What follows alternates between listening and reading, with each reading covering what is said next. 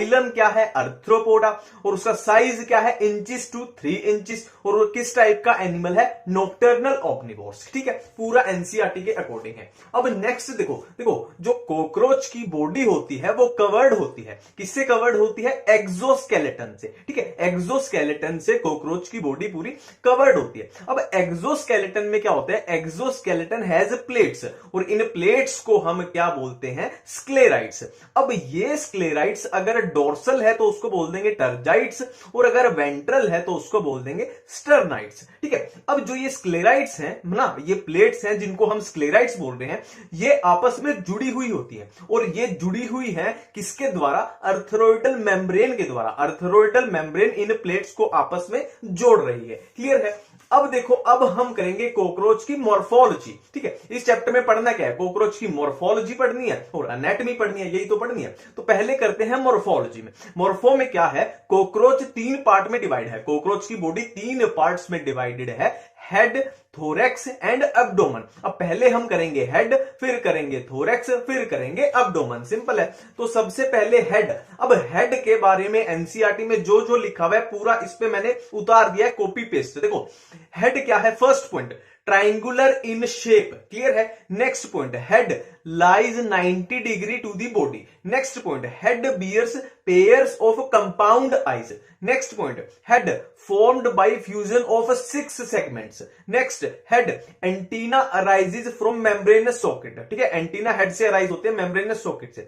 अब next point, last point, head bears biting and chewing type of mouth parts. Clear है। अब ये mouth part बहुत important होते हैं, तो इनको थोड़ा देख लेते हैं। देखो माउथ पार्ट कौन से हैं, लेब्रम जिसको अपर लिप बोला, लेबियम जिसको लोअर लिप बोला, मैंडिबल, मैक्सिला, हाइपोफेरिंक्स। हाइपोफेरिंक्स को टंग भी बोल सकते हैं। Labrum, labium, mandible, maxilla, हाइपोफेरिंक्स। Clear है। अब देखो यहां पे अपना हेड अपना कंप्लीट हो चुका है। अब हम चलते हैं थोरैक्स की तरफ। अब थोरैक्स में क्या है, 3 पार्ट होते हैं। अब ये थोरैक्स है 3 पार्ट में डिवाइडेड है। देखो प्रोथोरेक्स, मीजोथोरेक्स, मेटाथोरेक्स। नाम से ही पता लग रहा है, प्रो मतलब जो आगे की साइड होगा, मीजो मतलब जो बीच में होगा, मेटा मतलब जो पीछे की साइड होगा। ठीक है। अब देखो एक बात तीनों में कॉमन है कि तीनों में दो लेग्स होती है ना, टांगे। इसमें भी 2 टांगे, इसमें भी 2 टांगे, इसमें भी 2 टांगे। ये बात तीनों में कॉमन है, तीनों में, है ना। अब अगर विंग्स की बात करें तो विंग्स प्रोथोरेक्स में अब्सेंट होते हैं। यहां पे ध्यान दो, बहुत इंपॉर्टेंट पॉइंट है।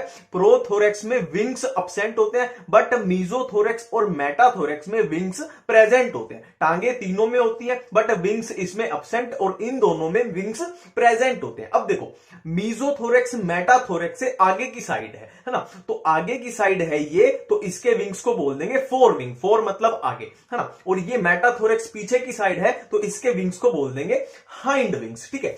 अब ये विंग्स बहुत इंपॉर्टेंट होते हैं, तो इनके बारे में अब थोड़ा देख लेते हैं। ठीक है, कौन से, ये है फोर विंग, ये है हाइंड विंग। देखो पूरा ऑपोजिट करके पढ़ना है। देखो फोर विंग ओपेक डार्क होते हैं, और इसका ठीक ऑपोजिट हाइंड विंग ट्रांसपेरेंट होते हैं। फोर विंग लेदरी होते हैं, और हाइंड विंग मेम्ब्रेनस होते हैं। फोर विंग का फंक्शन क्या होता है, कवर्स दी हाइंड विंग, मतलब ये उड़ने में कोई मदद नहीं करेंगे। बहुत इंपॉर्टेंट पॉइंट है, 5 स्टार लगा लो।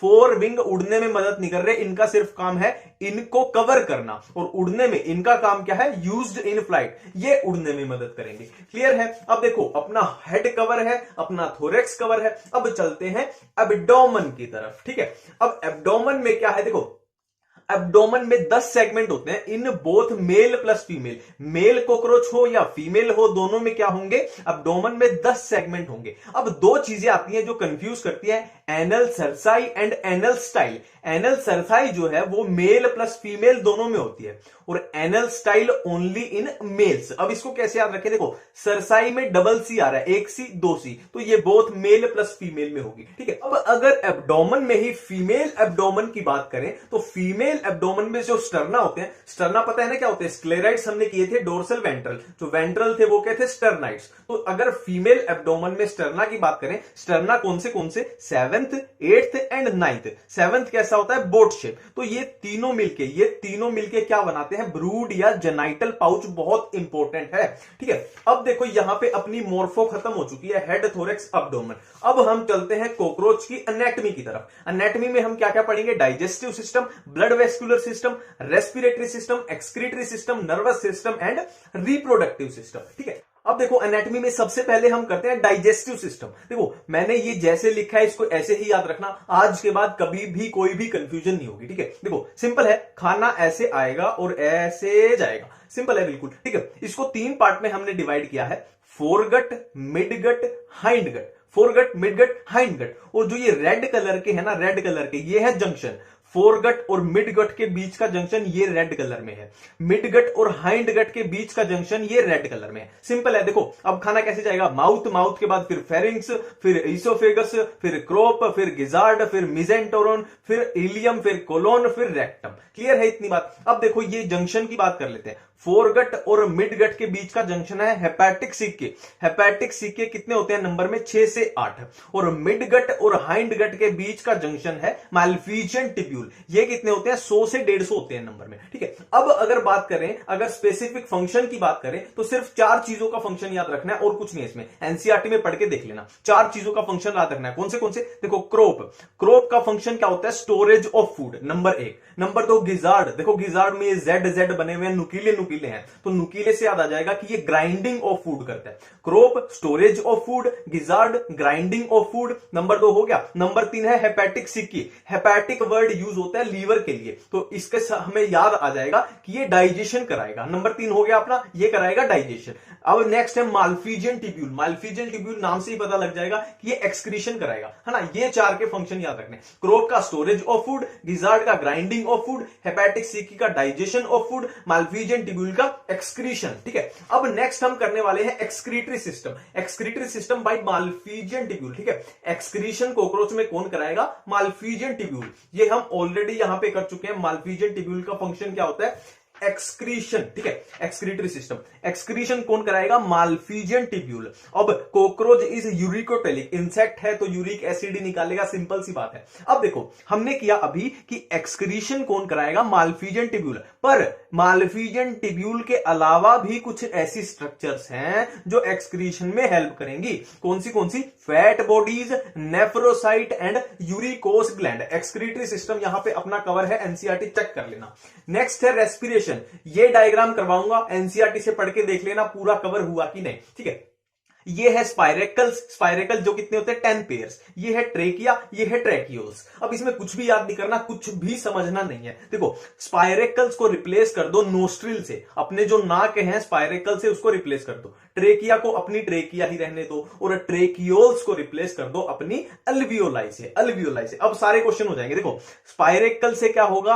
एयर जो भी ऑक्सीजन है अंदर घुसेगी, फिर ट्रेकिया के थ्रू कहां जाएगी? अल्वियोलाई यानी ट्रेकियोल्स तक। और जो गैसेस का एक्सचेंज है वो कहां पे होगा? गैसेस का एक्सचेंज अपने में कहां पे होता है? अल्वियोलाई और ब्लड वेसल में। और इसमें भी कहां पे होगा? ट्रैकियोल्स में। गैसेस का एक्सचेंज होगा ट्रैकियोल्स में। सिंपली कुछ नहीं करना, सारे क्वेश्चन हो जाएंगे। स्पाइरेकल नोस्ट्रिल है, ट्रेकिया ट्रेकिया रखो, ट्रेकियोल्स को अल्वियोलाई बना दो, सारे क्वेश्चन हो जाएंगे।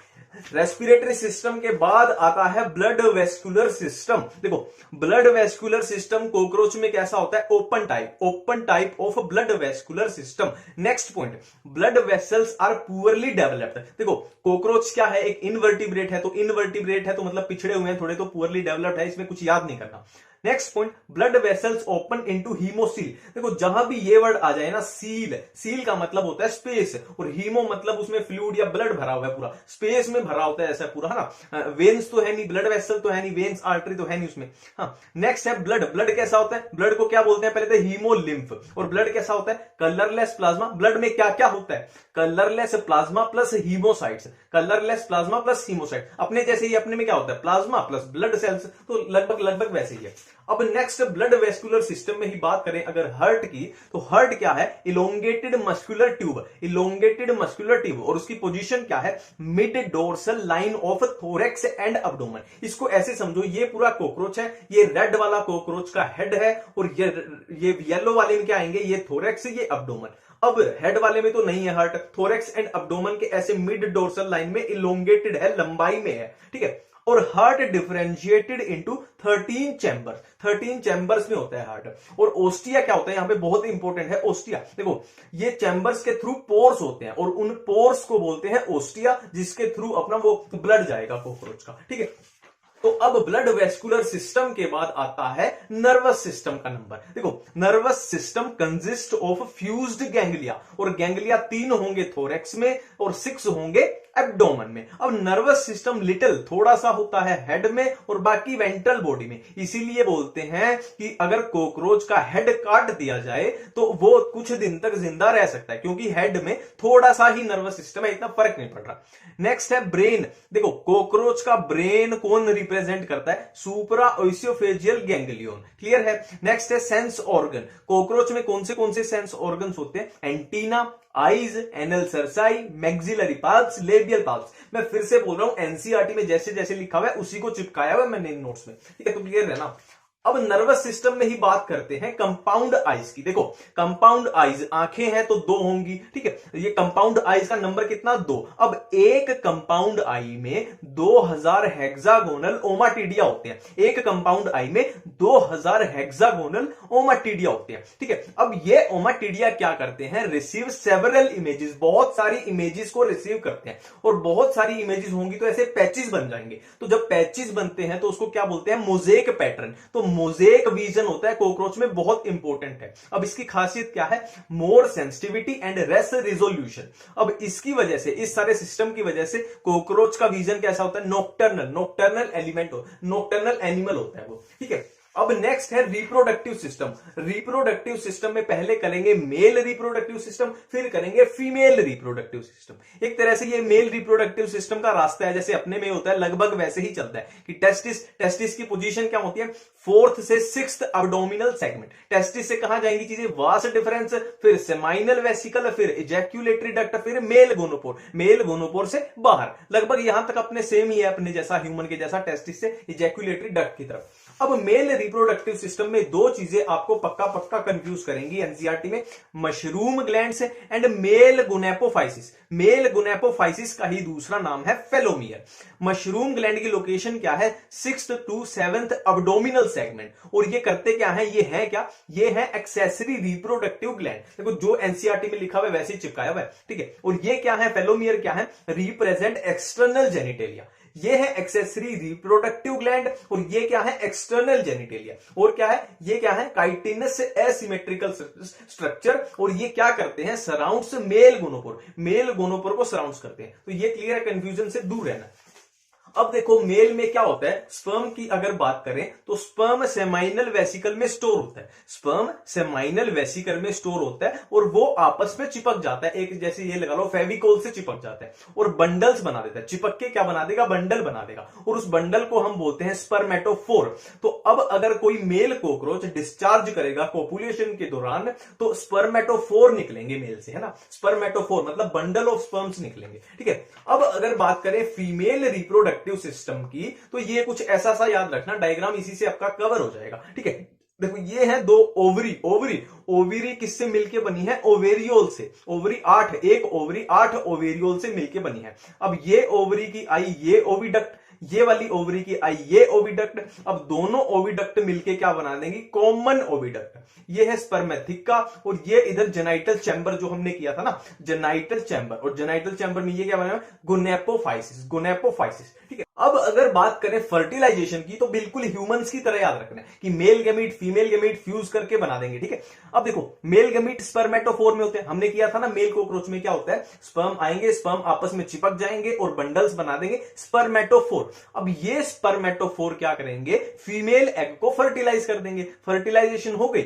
अब फर्टिलाइज्ड एग्स जो बन गए वो क्या होंगे, वो कैप्सूल्स में अरेंज हो जाएंगे। कैप्सूल को क्या बोल रहा है, ऊथिका बोला है, ठीक है। ये एनक्लोज्ड होते हैं कैप्सूल में, जिसको बोला है हमने ऊथिका।